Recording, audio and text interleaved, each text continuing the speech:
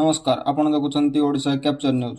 आज गुरुत्वपूर्ण खबर जानापी भिडियो शेष पर्यंत देखु। आसंता नवेम्बर 5 तारिख ऐतिहासिक बालीजात्रा महानदी कूल आरंभ होगा जाउछि। वर्ष बालीजात्रा केवल मेला नुहे बरं ओडिशार संस्कृति और ऐतिह्यर एक विशाल प्रदर्शनी हो देखा भूलु ना।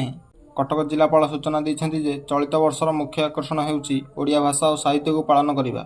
ଏହି ଥିମ୍ ଅଧୀନରେ ବହୁ କାର୍ଯ୍ୟକ୍ରମ ଆୟୋଜିତ ହେବ। ଶିକ୍ଷାଗତ ପଦକ୍ଷେପ ସ୍ୱରୂପ ପିଲାମାନଙ୍କ ମଧ୍ୟରେ ଉପାଦେୟ ଜ୍ଞାନ ପହଞ୍ଚାଇବା ପାଇଁ 1 ଲକ୍ଷରୁ ଅଧିକ ଓଡ଼ିଆ ପୁସ୍ତକ ବଣ୍ଟନ କରାଯିବାର ଯୋଜନା ରହିଛି। ଏହା ବ୍ୟତୀତ ପ୍ରାଚୀନ ସାଧବ ପୁଅମାନଙ୍କର ସାମୁଦ୍ରିକ ଯାତ୍ରାକୁ ଦର୍ଶାଇବା ପାଇଁ ଏକ ସ୍ୱତନ୍ତ୍ର ଏକ୍ସପିରିଏନ୍ସ ଜୋନ୍ ନିର୍ମାଣ କରାଯାଇଛି। ଏଥରକ ବାଲିଯାତ୍ରା ନିଆରା ହେବ। ପରମ୍ପରାକୁ ସମ୍ମାନ ଜଣାଇ ଶାଳପତ୍ରରେ ତିଆରି ହୋଇଥିବା ବୋଇତ ଭସାଇବା ସହ ପରିବେଶ ସୁରକ୍ଷା ଉପରେ ଗୁରୁତ୍ୱ ଦିଆଯିବ। ବାଲିଯାତ୍ରା କମିଟି ଆଶା ରଖିଛି ଯେ ନଭେମ୍ବର 5 ରୁ ଆରମ୍ଭ ହୋଇ ନଭେମ୍ବର 12 ତାରିଖ ପର୍ଯ୍ୟନ୍ତ ଚାଲୁଥିବା ଏହି ମେଳା ରେକର୍ଡ ସଂଖ୍ୟକ ଦର୍ଶକଙ୍କୁ ଆକୃଷ୍ଟ କରିବ। ସମସ୍ତେ ପ୍ରସ୍ତୁତ ରୁହନ୍ତୁ। ଇଏ ଥିଲା ଆଜିର ଗୁରୁତ୍ୱପୂର୍ଣ୍ଣ ଖବର। ଯଦି ଆପଣଙ୍କୁ ଏହି ଭିଡ଼ିଓଟି ଭଲ ଲାଗିଥାଏ ତେବେ ଗୋଟିଏ ଲାଇକ୍ କରି ଚ୍ୟାନେଲକୁ ସବସ୍କ୍ରାଇବ୍ କରନ୍ତୁ।